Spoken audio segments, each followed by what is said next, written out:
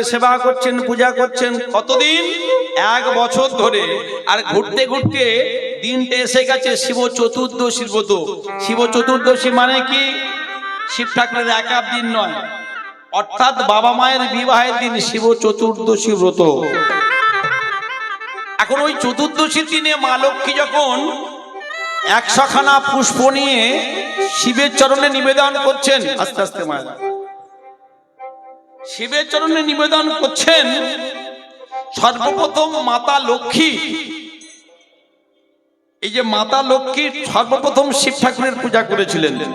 100 খানা যখন ওই পদ্ম নিয়ে ভগবানের চরণে দান করবেন শিব ঠাকুরের চরণে, এখন ভগবান শ্রীনারায়ণ মহেশ্বরের সঙ্গে যুক্তি করে করেছেন কি 2 খানা পদ্ম চুরি করে নিয়েছেন। ছোট করে একটু শুনুন মায়েরা।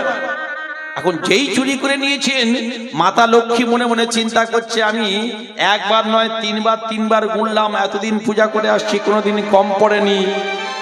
আবার এই পদ্মের জন্ম মা গৌরীর অঙ্গ থেকে, রক্ত থেকে, সে অন্য একটা দিক, যাক তাহলে কোনোদিনই কম পড়েনি। আর শিব চতুর্দশী ব্রতের দিনে আজকে তো ব্রত উদযাপন করবো, আমি 2 খানা পদ্ম কম পড়ে গেল। মনে বড় কষ্ট হলো মা লক্ষ্মী, যদি মহাদেবের ভক্ত হতে পারতাম তাহলে জগতে নারায়ণের আমি শ্রেষ্ঠ ভক্ত হতে পারতাম। মনের মধ্যে মনে পড়ে গেল, একদিন ব্রজনাথ ভগবান নারায়ণ বলেছে, তোমার দেহ সরোবরে 2টো পদ্ম ফুল আছে, তাই যদি হয় তাহলে এক কাজ করি। শুনে নিন মায়েরা, পূজায় বসে কেউ কখনো উঠবেন না। যদি পূজায় বসে একবার ওঠেন তাহলে জানবেন সেদিনকার পূজাটা আপনার সম্পূর্ণ হলো না। মা লক্ষ্মী চিন্তা করলেন, আমি যদি পুষ্প আনতে যাই তাহলে পূজাটা ভঙ্গ হয়ে যাবে। পাশে পড়েছিল একটা শানিত ছুরিকা, আর সেই শানিত ছুরিকা দিয়ে মা লক্ষ্মী জগৎ জননী আমার দেখিতে দেখিতে বাম পায় ধর কর্তন করিলা, বাম পায় ধর কর্তন করিলা, অশ্রুসনের উধির ধারা নির্গত হইলা, ওই অশ্রুসনের উধির ধারা নির্গত হইলা। নমো শিবায় সত্যায় কর্ণত্রয় হেতবে নিবেদয়ামি চত্মনা তঙ্গতি পরমে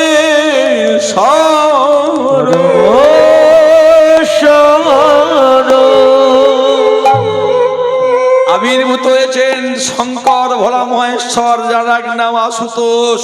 তখনও বিল্লপত্র সৃষ্টি হয়নি। মহাদেব তো পরম বৈষ্ণব, দেবানাম অচ্যুত যথা বৈষ্ণবানাং যথা শম্ভু আর নিম্ন গানাং যথা গঙ্গা। মহাদেব কেঁদে বলছে, ওগো জগৎ জননী মা, এ তুমি কি করিলে? এ তুমি কি করেছো মা? তুমি আমার পূজা কেন করলে? জগতের আধার ভগবান নারায়ণ, তুমি শ্রেষ্ঠ ভক্ত হওয়ার জন্য তুমি যেমন আমায় পূজা করলে, তুমি তো অন্যায় করোনি। তোমার ওখান থেকে 2টো ফুল আমি চুরি করে রেখে দিয়েছিলাম। নারায়ণ এসে দাঁড়িয়েছেন, মহাদেব দাঁড়িয়েছেন, অজন্যয়ন ভোলানাথ মহেশ্বর কাছেন। শোনো মাঝে কর্ম তুমি জগতে করিলে, আমার পূজা তুমি যেমন করে নিজের অঙ্গ দিয়ে দান করিলে, যেমন করে সম্পন্ন করিলে, আমি দেবাদিদেব মহাদেব আদিদেব বিষ্ণু অন্তপ্রাণ, আমি তোমায় আশীর্বাদ করলাম, যেমন ছিল তোমার স্তনযুগল তেমনও প্রস্ফুটিত পদ্মের ন্যায় হোক। ওগো জননী, ওগো জননী, নিজের স্তনের বিনিময়ে তুমি যখন শিবের নাম বর্ধিত করিলে, শিবের নাম বর্ধিত করিলে, জগতে শিবের মাহাত্ম্য বাড়িয়ে দিলে, আমি ভোলা মহেশ্বর এই ত্রিশূল দিয়ে তোমার ওই কর্তন করা কাটা স্তন আমি মাটির মধ্যে বপন করে দিলাম। শুধু তাই নয়, শোনো মা, যেমন করে বাম পায়ে ধর কর্তন করলে, হরি বল মায়েরা, সেই জন্য মায়েদের মাতৃ জাতি আমি আশীর্বাদ করলাম। জগতে আজকে তুমি যেমন করে বাম পায়ে ধর কর্তন করেছো, তাই তোমার মতো করে ওই বাম পয়ধরের থেকে দক্ষিণ পয়ধর উন্নত জগতে সমস্ত মাতৃ জাতির মধ্যে পরিগণিত হবে। হরি বল। যখন বাম পয়ধর কেটেছি তখন ডান পয়ধর কাঁদছে আর বলছে, ওরে বাম পয়ধর তোরে কি ভাগ্য বলি হারিয়ে যাই, জগতে বৈষ্ণবের সেবায় তুই লেগে গেলি। ভগবান বলেছে, আমার থেকে আমার বৈষ্ণবের সেবা দিলে আমি খুশি হই। বলি সেদিন আমার কবে মা হবে, বলি সেদিন আমার হরি বল। আমার কবি হবে, বলি বৈষ্ণব সেবায় লেগে যাব।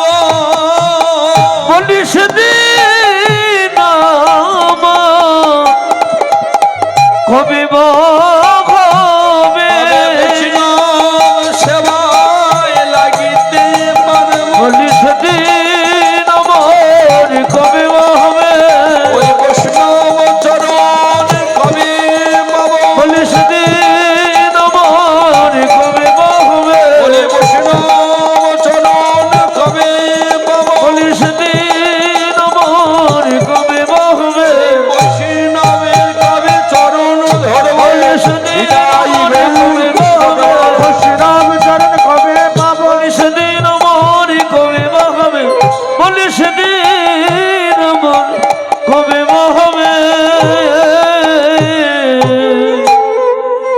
ভোলানাথ মহেশ্বর আশীর্বাদ করলেন, শোনো মা, জগতে তুমি ছাড়া জগৎ সংসার অচল, কোনো শুভ কর্ম হবে না, জগৎ সংসার চলবে না। নারায়ণের আগেও তুমি বসবে লক্ষ্মী নারায়ণ, ওই শ্রী মা লক্ষ্মী রমা। আর শোনো, মাটির মধ্যে বপন করে দিলেন কি, সেখান থেকে হলো বিল্ল বৃক্ষ। যে বিল্ল বৃক্ষের তিনটে ফলক, একটায় থাকবে ব্রহ্মা, একটায় থাকবে বিষ্ণু, একটায় থাকবে দেবাদিদেব মহাদেব। হরি বল। আর বিল্ল বৃক্ষে কি থাকবে, ওই যে স্তনটা তুমি কর্তন করলে, ওই বিল্ল বৃক্ষে জন্ম নেবে আজকে থেকে শ্রীফল। হৃদয় গৌর হরি বল। বল হরি বল। ওই ফলে আমি সন্তুষ্ট হব, বেল বাবা। আর শুধু তাই নয়, যারা জগতে ভক্তি না নিয়ে বিল্ল বৃক্ষের দিকে নয়ন মেলবে, তাদের ওই কাঁটা রূপী হয়ে মদন তাদের দগ্ধ করবে, দংশন করবে। আর এই বিল্ল বৃক্ষ দুটো জগতের মধ্যে 33 কোটি দেবদেবীর সেবায় লাগে, কিন্তু সূর্য পূজা আর গণেশ পূজায় বিল্ল বৃক্ষ ব্যবহার করা হয় না, খুব কম। যারা বৈদিক ব্রাহ্মণ, তারা কিছু কিছু আচার নিষ্ঠা আছে, সেগুলো মেনে তবে পূজা করেন। তাহলে দেখা গেল কি, ওই বিল্ল বৃক্ষের মধ্যে 33 কোটি দেবদেবী বর্তমান। বাবা মহাদেবের আদেশ অনুসারে তিনি বলে দিয়েছিলেন, সেদিন থেকে এই বিল্ল বৃক্ষ জগতের বুকে প্রচার হয়ে গেল। প্রধান বৃক্ষ কি, অশ্বত্থ, আমলকি আর বিল্ল। আর জগতে যে গরু দেখেন মায়েরা, আমরা বলি পঞ্চগব্য, গরু সবগুলো জিনিস কি, দধি, দুগ্ধ, ঘৃত, গোচনা, গোবর। আমরা বলি না, জ্যোতিষীরা বলি না আমরা, কারণটা কি? হয়ে গেছে আর 5 মিনিট। কারণটা কি একটু জেনে নিন মায়েরা। আচ্ছা, দেখেছেন যে ঠাকুর মশাই পূজায় বসবেন, বলবে গরুর মুখের একটু লালা নিয়ে এসো, বলে নাকি? কি বলে? বললো গোচনা নিয়ে এসো। কেন গোচনা এত পবিত্র হলো? কবে থেকে হলো? আগে গরুর মুখটা পবিত্র ছিল, অশুদ্ধ হয়ে গেল কবে থেকে? না, যখন সতী দেহত্যাগ করলো। আর সতীর দেহত্যাগের পরে যখন সতীর দেহটা নিয়ে মহাদেব প্রলয় নাচ নৃত্য শুরু করলো, ভগবান শ্রী বিষ্ণু চক্র দিয়ে কেটে দিয়েছিলেন। কটা খণ্ড হয়েছিল? 51খানা পীঠ হয়েছিল। মহাদেবের সেই উন্মত্ত গতি কিছুতে স্তব্ধ হচ্ছে না। এদিকে কিছু মুনি পত্নী তারা মহাদেবকে দর্শন করলেন। বস্ত্র নেই তো, উলঙ্গ মহাদেব, দিগম্বর মহাদেব। মনির পত্নীরা এসে বলছে, হে দেবাদিদেব মহাদেব, আপনি ভিক্ষা নিন। কিন্তু ভিক্ষা কোথায় নেবে? মুখে শুধু রাম নাম, ভগবানের নাম। হরি বল। ব্রহ্মা জপে নাম ওম হরি ওম, বিষ্ণু জপে নাম ওম হরি ওম, জপে নাম ওম হরি ওম, বিষ্ণু জপে নাম ওম হরি ওম, শিব জপে নাম ওং হরি ওম হরি ওম জয় ওম হরি ওম। মণিপতিরা এবার যখন ভিক্ষা দিতে এলেন, দেখলেন নগ্ন শিব, তাকে দেখে নাম শুনে আকৃষ্ট হয়ে তার পিছনে পিছনে চললেন, কৈলাস ধামে উপনীত হলেন। মুনিগণ বাড়িতে ফিরে এসে দেখছেন তাদের পত্নীরা কেউ বাড়িতে নেই। ধ্যান যোগে জানতে পারলেন তাদের পত্নীদেরকে আকর্ষণ করেছেন মহাদেব। বলল, মহাদেব, স্ত্রীকে হারিয়ে আমাদের স্ত্রীদেরকে আকর্ষণ করেছো, বশীভূত করেছো। ন্যাংটা শিব, আমরা অভিশাপ দিলাম, এই মুহূর্তে তোমার লিঙ্গের পতন হয়ে যায়। মহাদেবের লিঙ্গ স্খলিত হয়ে গেল। ব্রাহ্মণের বাক্য শুদ্ধি ছিল। দেখিতে দেখিতে সেই লিঙ্গ পট্টিত হইল, লিঙ্গের ভাবে চতুর্দশ ভুবন কম্পিত হইল। স্বর্গ মর্ত পাতাল রসতল হয়ে যাবে। দেবরাজ ইন্দ্র মিটিং করলো স্বর্গে, উপায় কি হবে এখন? বললো, উপায় একটা আছে। ব্রহ্মা বিষ্ণু মহেশ্বর, ব্রহ্মা উপরের দিকে যাও আর বিষ্ণু তুমি নিচের দিকে যাও। দেখো, 7টা পাতাল যদি ভেদ করে তাহলে জগৎ সংসার অচল হয়ে যাবে। ব্রহ্মা বলল, আমি যাব। ব্রহ্মা এবার ব্রহ্মলোকে গিয়ে দেখছে যে সেখানটাও থরথর করে কাঁপছে ব্রহ্মলোকটা। এখন সঙ্গে নিয়েছিল দুজনকে, কাকে? সুরভি গাভীকে আর কেতকী ফুলকে। বাবা, এই কেতকী ফুল খুব সুন্দর মিষ্টি গন্ধ। দুজনকে সঙ্গে নিয়েছিল। ইন্দ্র বলেছিল, দেখে এসো তো। আর বিষ্ণু গিয়েছিল পাতালে। বিষ্ণু পাতাল থেকে প্রবেশ করে বলি মহাদেবের কাছে গেল। সেখান থেকে এসে বললো, হ্যাঁ, তখনও পর্যন্ত থরথর করে কাঁপছে। দেবরাজ ইন্দ্র বলল, হে ব্রহ্মা, কি খবর? ব্রহ্মা বলেছিল, শোনো গাভী, আমি যা বলবো তুমি তাই সাক্ষ্য দেবে। সৃষ্টিকর্তা ব্রহ্মা, পালনকর্তা বিষ্ণু, সংহারকর্তা মহাদেব। যদি বলি মহাদেবের কোপে আমার ব্রহ্মলোকটা থরথর করে কাঁপছে, তাহলে মহাদেবের কাছে আমি ছোট হয়ে যাব। আর তো অহংকার হলো। অন্যায় যে করে আর অন্যায় যে সহে, তব ঘৃণা তারে তৃণ সমদহে। গাভী বলল, বেশ, আপনি যা বলবেন আমি তাই দেব। ইন্দ্রের রাজসভায় এসে ব্রহ্মা বলল, মহাদেবের যে লিঙ্গের ভার, সেই লিঙ্গের ভারে ব্রহ্মলোকের কোনো ক্ষতি হয়নি। যেই বলেছে দেবাদিদেব মহাদেব সর্বভূতাত্মা উপনীত হয়েছেন। হরে হরে মহাদেব। দৈববাণী হলো, হে ব্রহ্মা, সৃষ্টিকর্তা ব্রহ্মা হয়ে তুমি, তোমার 5টা মাথা ছিল, যে বদনে মিথ্যা কথা বললে আমি অভিশাপ দিলাম, আজকে থেকে তোমার একটা মাথা খসে পড়ে যাক। খসে পড়ে গেল একটা মাথা। জগৎ সংসারে তুমি আর তোমায় কেউ পূজা করবে না। ব্রহ্মা কেঁদে ধরলো, তুমি তো বৈষ্ণব, আমায় ক্ষমা করো। বললো, একদিন করবে পূজা। কবে করবে? বললো, যেদিন বিবাহ বন্ধনে আবদ্ধ হবে জগৎ সংসারের নর নারী। আর জগতের সমস্ত শুভ কর্ম করতে গেলে অগ্নিকে সাক্ষী রেখে করতে হবে। তুমি ব্রাহ্মণ, একে দিয়ে, তাহলে অগ্নি নারায়ণ ব্রাহ্মণকে সাক্ষী রেখে করতে হয়। কিন্তু সেবা পাবে ওই যখন বিবাহ হবে তখন। এমনি তোমায় কেউ পূজা করবে না। সঙ্গে ছিল কে? গাভী মিথ্যা সাক্ষ্য দিয়েছিল। গাভী, তুমি মিথ্যা সাক্ষ্য দিলে, আমি মহাদেব অভিশাপ দিলাম, আজকে থেকে তোমার মুখটা অপবিত্র হয়ে যাক। এইবার গাভী করজোড়ে কাঁদে, হে মহাদেব, আমার উপায় কি হবে, গতি কি হবে? সবই তো স্বর্গে ছিলাম। বললো, তুমি মরতে চলে যাবে, আমি আশীর্বাদ করছি, গোবিন্দ যেদিন তোমার বদনে চুম্বন করবে সেদিন তোমার মুখটা পবিত্র হয়ে যাবে। আর কি? শোনো, আজকে থেকে তোমার পিছনটা পুরো পবিত্র হবে, কিন্তু মুখটা পবিত্র হবে না। সেদিন থেকে বাবা গাভীর দুগ্ধ পিছনের দিকে গোময়, ওই গোময়ের মধ্যে মা লক্ষ্মী স্থান পেয়েছিল। 33 কোটি দেবদেবী গাভীর মধ্যে আছে। হরি বল। আমি আশীর্বাদ করলাম, গাভী তুমি মরতে থাকলেও জগতের মানুষ তোমা ছাড়া জগতে কোনো শুভ কর্ম সম্পন্ন হবে না। নিতাই গৌর। সূর্য উদয়ের আগে যদি কেউ সদর দরজা, সদর দুয়ারে একটু গোময় দিতে পারে, হ্যাঁ, যদি দিতে পারে কি হবে? তার ঘরে লক্ষ্মী বাঁধা থাকবেই অবশ্যই। আমি বলছি না, আপনারা লিঙ্গ পুরাণ, শিব পুরাণ খুলে দেখে নেবেন, বা বৃহৎ লক্ষ্মী চরিত পাঁচালী আপনারা পড়ে দেখে নেবেন। কেতকী ফুলকে বললো, তুইও মিথ্যা সাক্ষ্য দিয়েছিস, স্বর্গের পারিজাত পুষ্পশিলি আজকে থেকে চলে যা জগতের বুকে কেতকী। তবে তোর ওই গন্ধ থাকবে সুন্দর, কিন্তু জগতে কোনোদিন তুই দেব সেবায় লাগবি না। নিতাই গৌর। হরি হরি বল। এদিকে কি হবে? ভগবান গোবিন্দ এবার আহ্বান করলেন মা ভবানীকে, যোগেশ্বরী যোগমায়াকে।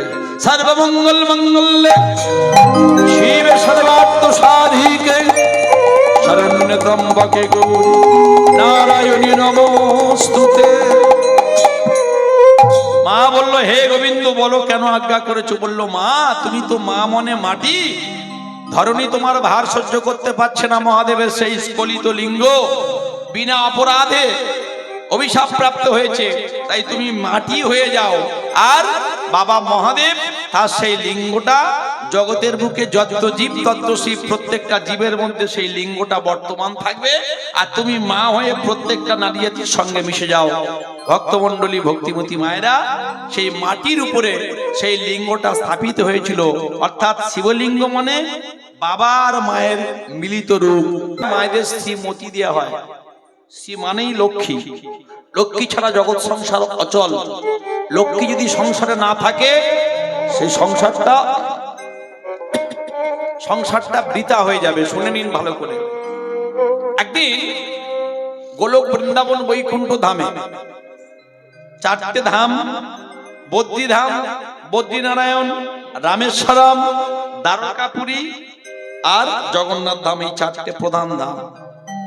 ভগবান শ্রী নারায়ণ মা লক্ষ্মীকে স্বর্ণ পালঙ্কে শয়ন করে আছেন। মা লক্ষ্মীকে বলছেন, মা লক্ষ্মী প্রশ্ন করছেন, হে নারায়ণ, আমি তো তোমার দিন রাত্রি চরণ সেবা করি, তা জগতের মধ্যে আমি তাহলে তোমার সব থেকে শ্রেষ্ঠ ভক্ত, তাই তো নাকি? ভগবান নারায়ণ বলছেন, নিঃসন্দেহে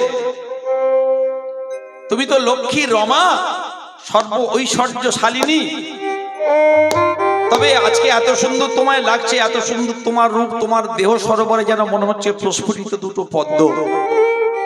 ভগবান প্রশংসা করলেন। এবার গোবিন্দ বলছে, জগতে তুমি আমার প্রিয়, তবে জগতে সব থেকে যে শ্রেষ্ঠ বৈষ্ণব সে আমার কাছে প্রিয়। যেই বলেছে মা লক্ষ্মীর একটু রাগ হয়েছে, বাবা আমি দিনরাত তোমার চরণ সেবা করি, আমি তোমার স্ত্রী অর্ধাঙ্গিনী বামা, তুমি বলছো পরম বৈষ্ণব কে? বললো, জানো না আবার? দেবাদিদেব মহাদেব। তাই ওই তোমার শ্রেষ্ঠ। বললো, না বাকি আছে। কি বাকি? বললো, জগতে তারাই আমার সর্বশ্রেষ্ঠ ভক্ত। কারা? বললো, যারা, ভালো করে বুঝবেন কথাটা, যারা শিব ভক্ত, যারা শিবের পূজা করে জগতের মধ্যে, সেই হচ্ছে আমার সর্বশ্রেষ্ঠ পরম ভক্ত। নিতাই গৌর হরিবল হরিবল। যদি জানতে চাও তত্ত্বরে, হতে হবে তত্ত্বরে। এখন যেই বলেছে মা লক্ষ্মী মনে মনে চিন্তা করছে, তাহলে আর দেরি করবো না। তাহলে শিবের যদি ভক্ত গোবিন্দের প্রিয় হয়, নারায়ণের শ্রেষ্ঠ ভক্ত হয়, তাহলে আমি এবার নারায়ণের চরণ ছেড়ে শিবের চরণে পড়বো, যে শিব নারায়ণকে ডাকে। এইবার মা লক্ষ্মী শুরু করলেন শিবের পূজা। কোথা থেকে? পুষ্কর তীর্থ থেকে 100 পদ্ম ফুল নিয়ে এসেছে মা, আর গুনে গুনে শিব ঠাকুরের পূজা করছেন। ওম নমো শিবায়, ওম নমো শিবায়, ওম নমো শিবায়, ওম নমো শিবায়, ওম নমো শিবায়, ওম নমো শিবায়।